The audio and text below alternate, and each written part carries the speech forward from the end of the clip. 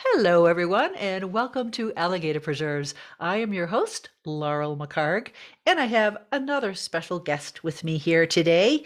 Goes by the name of T.H. Leatherman. So stick around. T.H. Leatherman, welcome to Yes. Alligator Preserves.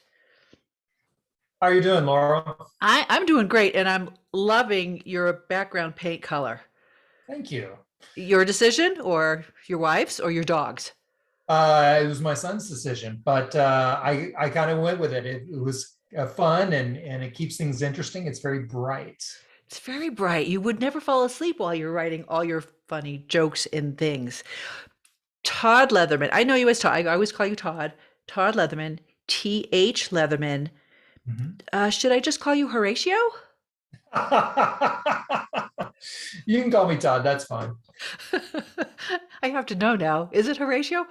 I hope it's Horatio. No, no, my middle name is not something I actually let out very often. It's a family name.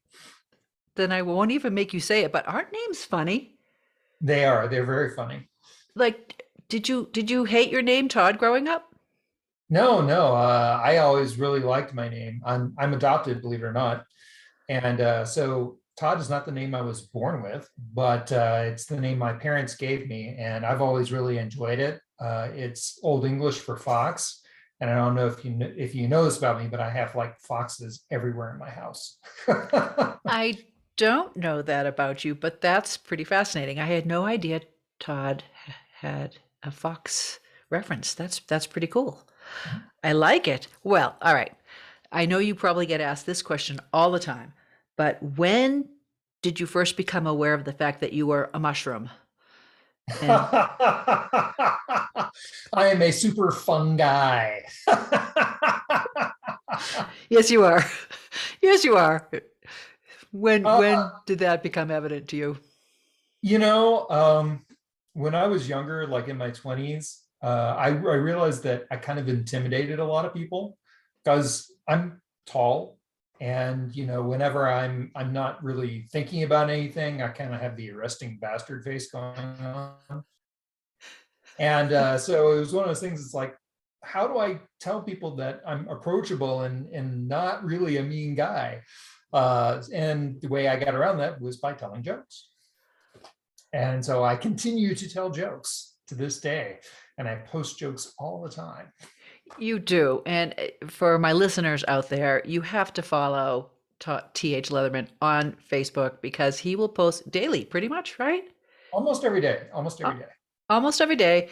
There's a ridiculous picture, an adorable picture of you with Jasmine, typically, right? Your wonderful dog. And there's a pun. And it just will start your day off with a laugh. So definitely follow. Now, was your family funny, punny?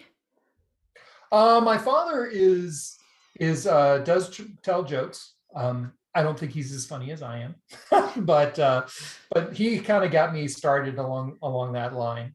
He is a psychiatrist, or was. He's retired now, and I think he used jokes to break the ice in his patient conferences, and I just kind of took it to the next level. My father was a great deliverer of jokes, and I wish I had his ability. He would slide them in, and you wouldn't really even know he was about to deliver the punchline until he did, and then eyes would roll. And they were always appropriate to the situation. I don't know where he got it from. Were you a class clown in school? It would depend on the class. I was actually very studious in school. I often sat on the front row and did things. Believe it or not, the only class where I didn't pay a whole lot of attention was English. And a couple of my English teachers were had decidedly low opinions of me. Wow. Why? I don't know. I probably didn't apply myself. I felt like I was, when they would get into the details of why this character thought that, or why the plot went in a certain way, I would kind of fall asleep and go, Uh, Interesting. and so I wasn't really applying myself to the pursuit of English when I was in high school. And so when did you know that you could write and tell a tale? Other than the joke books, which we'll talk about in a minute, but when did you know that you were a good writer? I still don't know that I'm a good writer. Do any of us really? Yeah, I know. I get imposter syndrome bad, but uh, that's actually kind of an interesting story. Um, way I got into sci-fi and fantasy. Gosh, I think in late grade school, early high school. First series that started it off for me was Edgar Rice Burroughs' A Princess of Mars. It's really campy, but it's kind of neat. And to my teenage brain, it was just like, wow, there's this whole world out there that I didn't know anything about. And then I went in, got Terry Brooks and the Shannara series, really enjoyed that. And I just, it started my love of reading. I would read, science fiction and fantasy books all the time when I wasn't studying or doing anything, kind of fun. If I was waiting or anything, I'd grab a book. Really enjoyed it. And then in 1996, my sister suddenly died. She Oh, was in Spain at the time. And it caused me to, she was my younger sister, and it caused me to kind of think about my life. It's like, oh my God, what am I doing with my life? I'm working a bunch of dead end jobs. I dropped out of college twice. What am I really doing with my life? And I said, this is it. This is the only life I get. And if I'm going to be doing this, I'm going to do the kind of things that matter, that I would consider fun, they really get me someplace and get me where I want to go in my life. And so I started writing my first book because I was like, I read books all the time. How hard would it be to write one? It's really hard, but it was a lot of fun at the same time. So that was one of the things I decided at that time, was to kind of take the dozen or so hobbies that I had and condense it down to like 4 or 5 things that I really wanted to do. And one of those things was to stop working these dead end jobs, finish college, get a career, and which I did. congratulations. That's an unusual story for how you got where you are. And wow. Wow. Mhm. Well, let's talk about this one first. A Okay. thousand and one puns, dad jokes, and And one-liners with the subtitle, A Joke Becomes a Bad Joke When It Reaches Full Grown. The these are wonderful. First of all, how did you compile this book? I had already been posting jokes for friends and so forth for years, probably like 3 or 4 years. And I've been writing the Burning Sun series and getting it out there. And I was like, you know, I do this, and I do it kind of, for me, but also to get attention for my work. And I'm not really known as a comedic writer so much. I should probably do something about that. So I started taking all the jokes I had written and compile them into a book, and made a book of jokes. Now, are these all original? Some of them are original, some of them are retreads. Some jokes where I've seen, that was okay. I can do better. And a few of them are just like they were the originals when I found it. It's like, I can't really improve on that. I'm just going to print that joke. Well, you've got your under your contents Mhm. or malcontents. After all, it's a book of bad jokes, contents. Yes. You've got animal and insect puns, job and sports puns, science and math puns, grammar and writing puns, my favorite, obviously, puns about Mhm. money, about outer space, about fiction, science fiction, fantasy, pirate puns, Yes. food puns, and miscellaneous ones. Now, just to give you an idea, the writing and grammar puns and all of your chapters, start with a picture of you and your beautiful dog Jasmine. I got a job at a prison library. It has its pros and cons. I mean, yeah, they're groaners, but they're also really good. I'm friends with 25 letters. I don't get why. Oh, there are just so many good ones in here. Do you Thank do you. you do you have some favorites? I do have a few favorites. One that's actually close to my heart that I really enjoy because of where we live. Mountains aren't just funny, they're hill areas. Hilarious. Oh, that's good. And you come to us from Firestone, Colorado, yes? Firestone, Colorado. Yeah. Where is that in relation to Denver? Up or down or right or left? It East or is west? north. It is across the highway from Longmont. Okay. All right. How long have you lived there? I've lived here for 5 years. Do you love it? Are you never going to leave? Love, love it. It's a tiny little community. It's got a bunch of friendly people here. I've made a lot of great people. I love my house. My house is fantastic. But every once in a while, I need to get up to the mountains, and thankfully, I'm like half an hour away. I can get up into the mountains. And just last year, I bought a house in the mountains. So now I get to go. I have a house up near Woodland Park that I go to on occasion, usually once or twice a month. Mhm. The mountains are gorgeous. And today, I'm looking out and some right now, and they're snow topped and they're lovely. I'm in Salida, so I'm a Mhm. few hours south of you, and the ground is pretty much not snowy. This has been an unusual winter for sure, I think. Not snowy. Windy, not snowy here in Salida. I've got red Really? cheeks right now because I've been walking in the wind, and it's just very, very blowy, but not so snowy. Huh.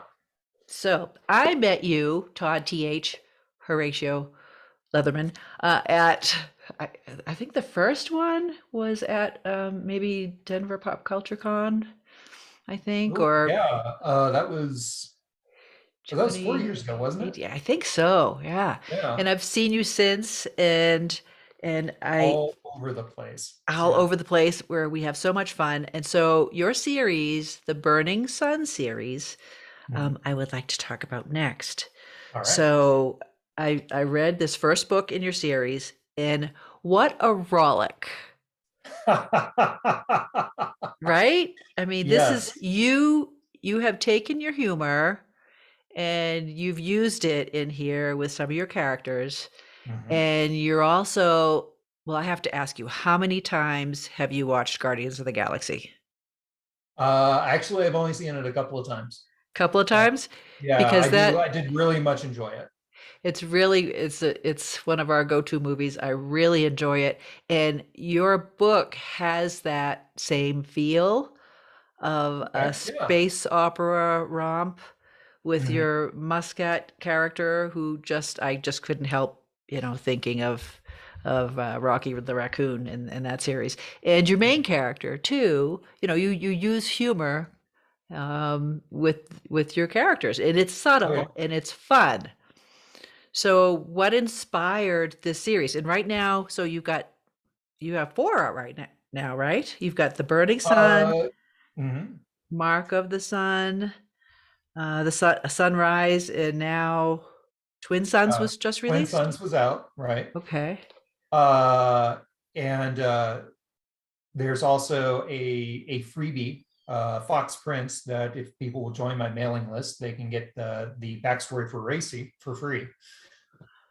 And I also have a omnibus edition of the first three books that's available, which is the Sunset. The Sunset, very nice. How many more will there be? Originally when I envisioned this series, I wanted to tell the story in 7 books. Since then, talking with other authors, they're like, you should really do it in sets of 5. You do it at 5 or 10. And so I'm probably going to extend it out, and it will be 10 books by the time it's done. Well, that's not disappointing. No. Did they give you a rationale for why 5 or 10 versus the lucky 7?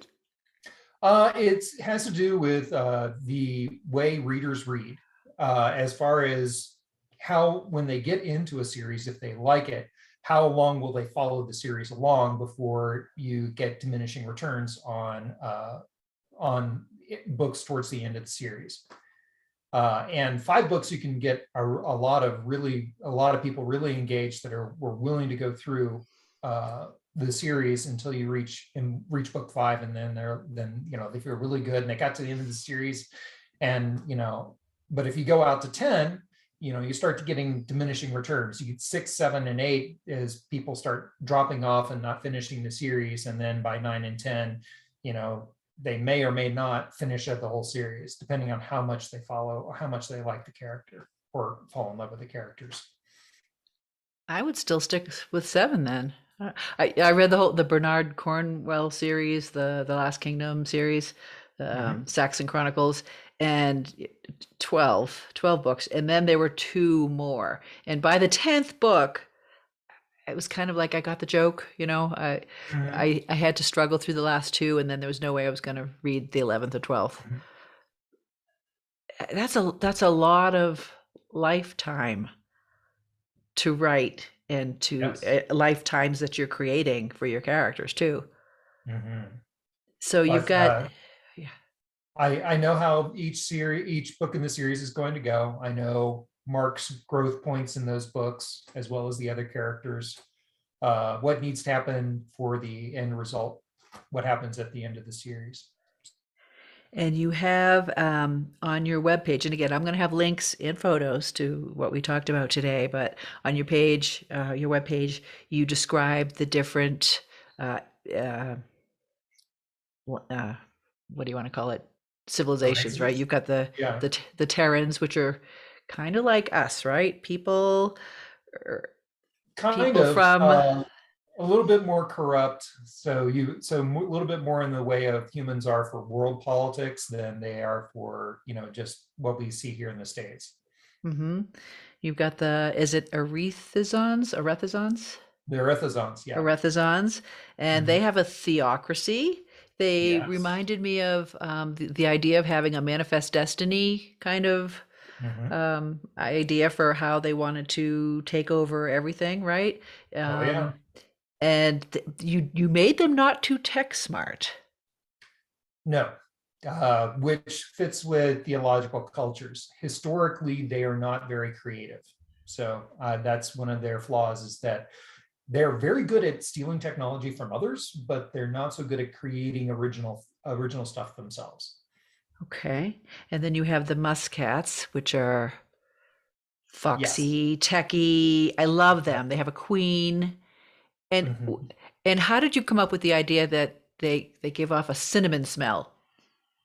Where did that It was come? just yeah, it was just one of those things that's sort of like, I wanted these characters to be friendly, to be one of the ones that provides comic relief through the story. So they have no concept of personal space, and they're kind of fuzzy and they're short, and they they do all these things that the humans in the book are like, wait, what? But they're cute, fuzzy, cuddly, and it's like, what is a really calming scent that that would be realistic for them to give off if you get really close to them? And I thought, cinnamon. I like cinnamon. Let's go with that. I like cinnamon too, and I just thought that was such a quirky, fun little detail that you added there. That was great. And then you have the Drew, the Yes, aquatic telepaths or mind readers. yes. They're an And, aquatic race, and because they're aquatic, it's really hard for them to spread out. But they do have 4 planets. They have 4 systems. so again, I'm going to go back to, was it, did you want to do something completely different with your worlds? What inspired you most, do you think? Like, I mean, this is the first book in your series. How Right. did you decide what was going to happen in this? And I also learned from a previous interview, I think you were interviewing Wendy Terrian, and you told her that you were a plotter I am. versus a pantser. I am. So talk a little bit about how you started this. And when you started this, did you have a huge series in mind? Um, I thought at first I just wanted to write a book, but I wanted the characters to have incredible depth. and I wanted the cultures to have incredible depth. And I wanted to create little things about each culture that would prevent them from working with each other, things that a smart adversary could exploit. Mhm. So I put all these things in there and put it all together in such a way that it would generate that conflict that I wanted for the story. Um, Originally, I wanted a Star Trek kind of universe, but not from the benevolent military kind of thing. I wanted a freighter, where the people that worked on the freighter were on the right side of the law sometimes and not quite so much the other time. And then Firefly came out. And I was like, well, darn. If I put this book out now, it's just going to sound like a retread of this. So I shelved it for a while, worked on other projects, and then came back to it and kind of reworked it in such a way that it didn't look like too much like anything that was currently out. And then as I started writing, it's like, I really like this. I'd like to continue the story. What would that look like? And so I tagged it along for 7 books and said, this is what I want to happen in each book. Your character Pythia, where'd she come from? Ha ha ha. You know, Or do you not want to that talk is a about? very interesting. No, I will absolutely talk about that. It's a science fiction book. I wanted all sorts of science in there, but then I was like, it's too much science. I want a little bit of mysticism in there. Kind of like with Star Wars. They have a little bit of mysticism in there, but I don't want this whole warrior monk class or anything going on. I'm going to put in someone who sees the future. So I added in Pythia and put her into the story. Mark encounters her pretty early in the series, and she is just this blind mystic that has someone that watches out for her. But even though she lives on this really nasty kind of pirate base in the middle of nowhere, and initially that she wasn't in the original story, and then I added her in and kind of put her into the story and kind of shoehorned her into the place and thought, that's neat. I want, and it's really neat character. I like how she interacts with the other characters, and we'll see what people think of it. Oh my God. Oh my goodness. Oh my goodness. As far as the characters that people really attach themselves to, Pythia is it. And I kill off characters. It's a war zone. People are going to die. Characters are going to die. You can't, and I don't make it predictable about which ones are going to die. I get more emails and mails from readers going, you absolutely cannot kill off Pythia. And I'm like, okay, note to self, don't kill off the cute blind girl. And you made her young. Yes. She's about 12 years old, and actually more like 9, 10, 11, and through most of the book. She's very young. Yeah, and that decision, was that an easy Um, decision? that one came pretty easy because I wanted her to have some vulnerabilities in place. Yeah, she's smart, she sees the future, but she can't do things on her own. She needs help. And so that was the decision why I made her young and I made her blind, so that she would need that kind of help. She would have to rely on people around her. And she also, one of the things about Pythia is that she can see what happens to other people's not so good with things that are happening to her. So it's kind of a blind spot for her powers. That's to see into the future. Fabulous character. So you're a plotter. What's a typical writing routine for you? So I start with the base premise of the book, what needs to happen in that book as far as major plot points, and there are like 3 or 4 of them. Then I go through and I create 100 plot points. So it's a really long outline of things that are going to happen in the book, complications that are going to arise, characters, how they're going to come together, how they're going to conflict with each other, where those conflicts are going to take place, and so forth. And I put it all out there. And of course, usually you end up with like 3 or 4 plot points that go into a chapter. Um, and then I started writing. And then sometimes the characters do things that you don't expect. And I'm like, well, let's see where this goes. And so I follow it along. And sometimes, of course, the plot kind of moves along and drifts in different directions as I write. But I while I don't stick to the plot, I'm not religious about this has to happen. I am like, well, let's see where it happens and kind of fit these wonderful things, the better ideas in there, and maybe some of the other ideas that aren't so great, I'll just toss out as I write the book. Do you use Scrivener or note cards or pen and paper or what? How do you physically plot out all those plot points? Um, it depends. I do use Scrivener, but I also plot things out in Word as well. Um, Depends on how structured I feel like being when I write the book.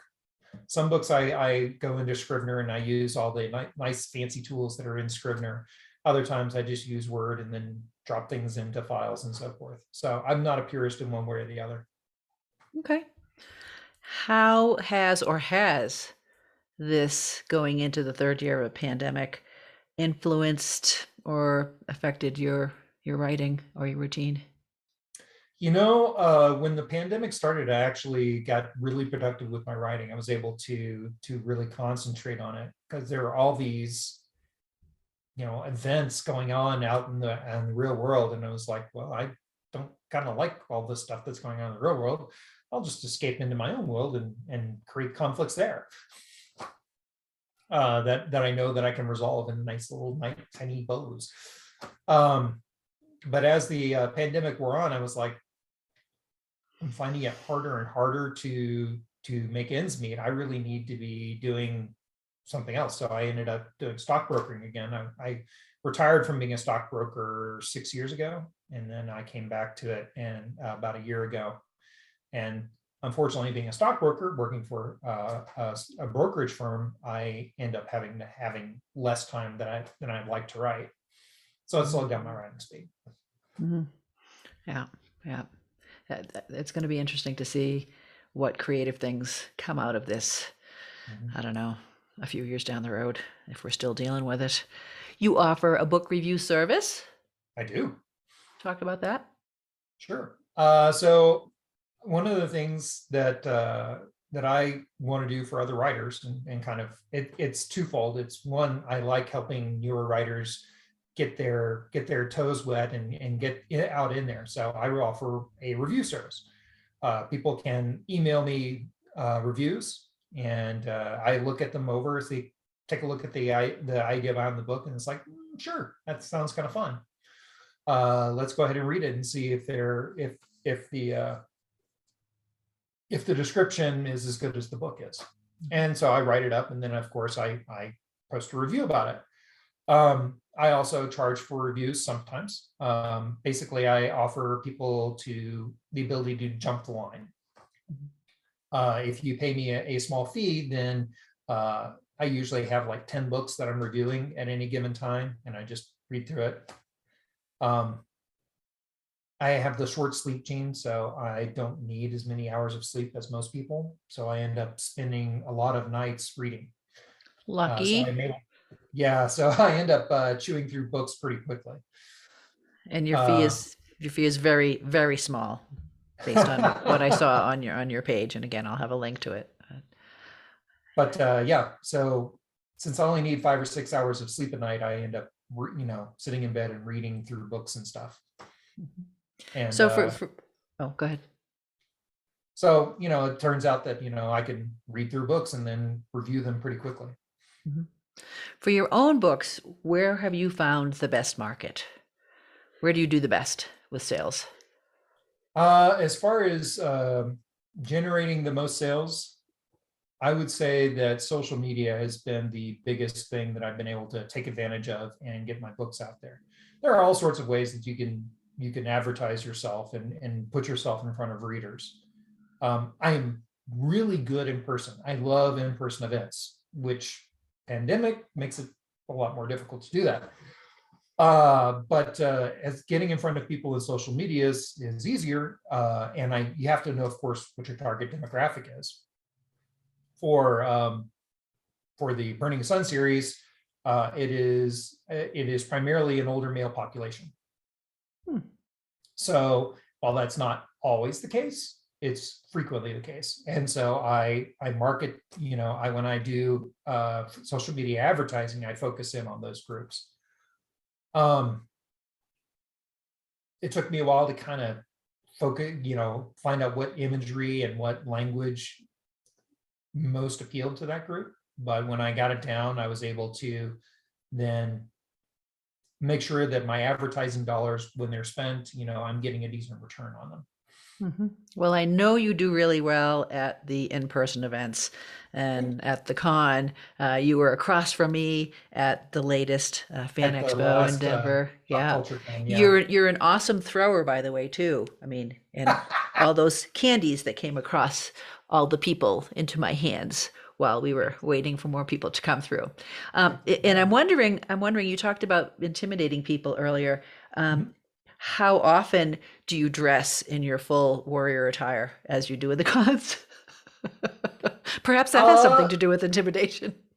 yeah, actually, it depends. It's one of those things. Normally, I just dress up in casual clothes, and then I just, come out and talk to people and just say, "Hey, how are you doing today?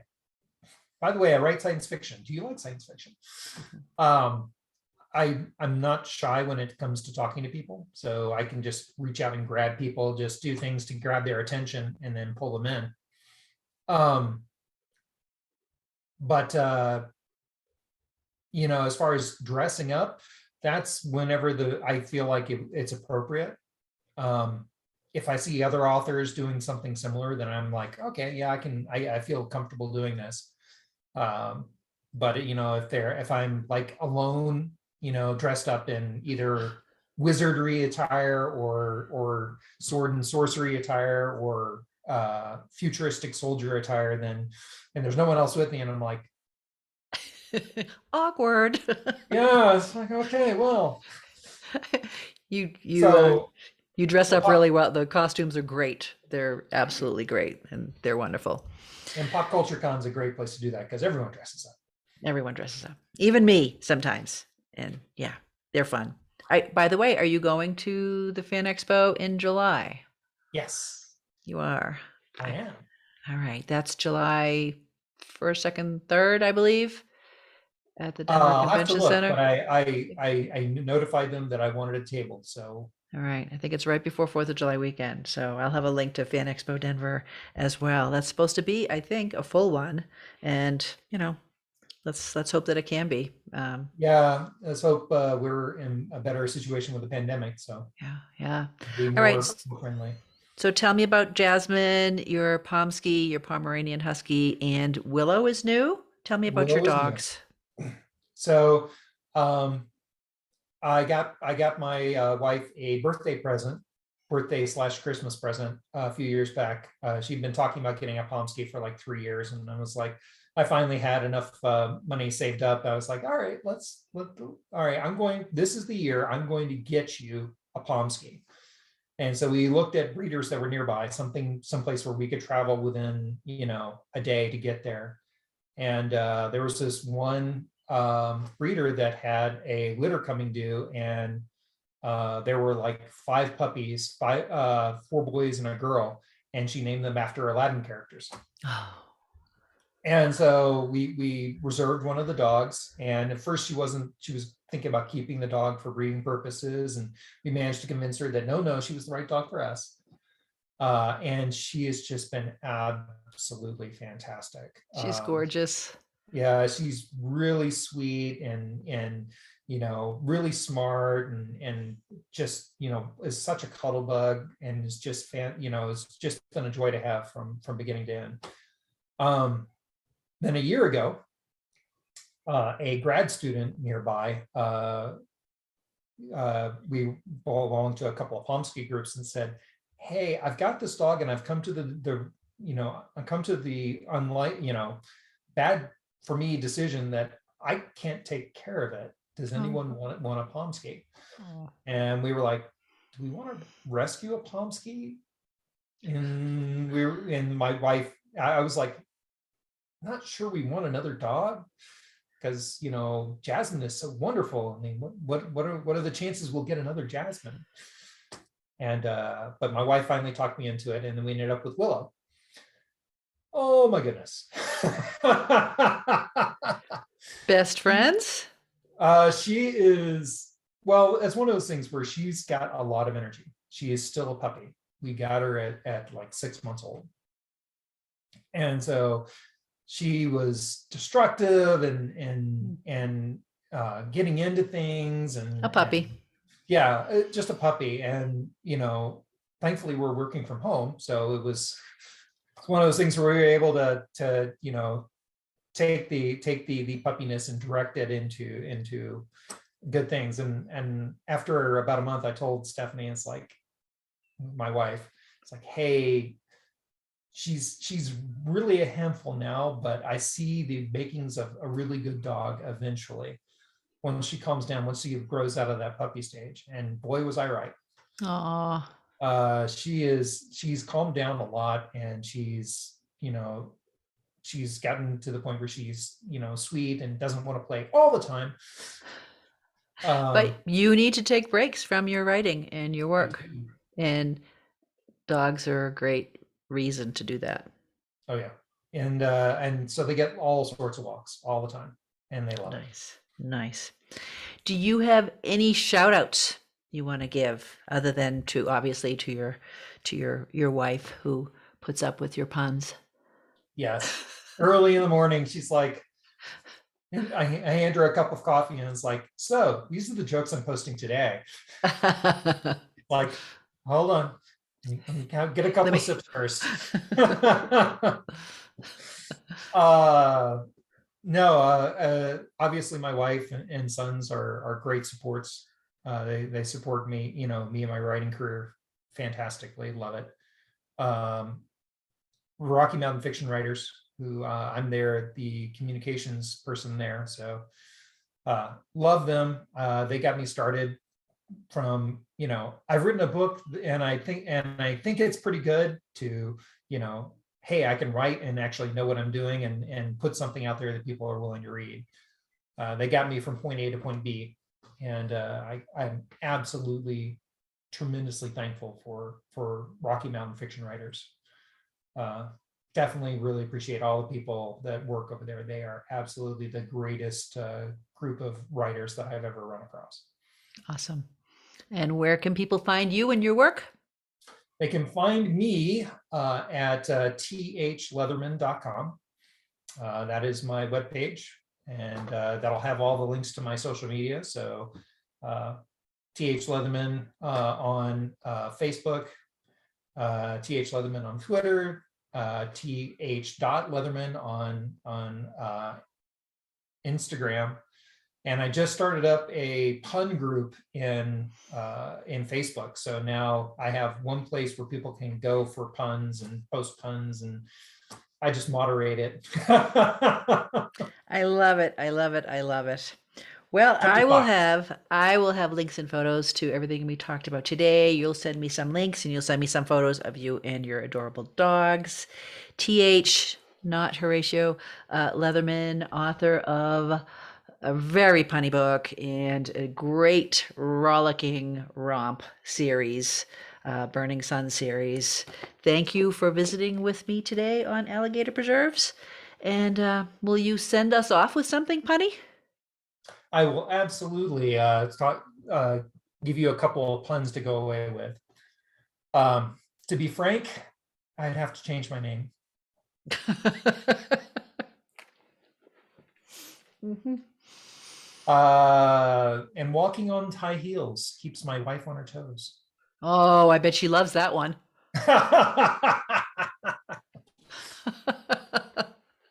think there was another one about your wife in here.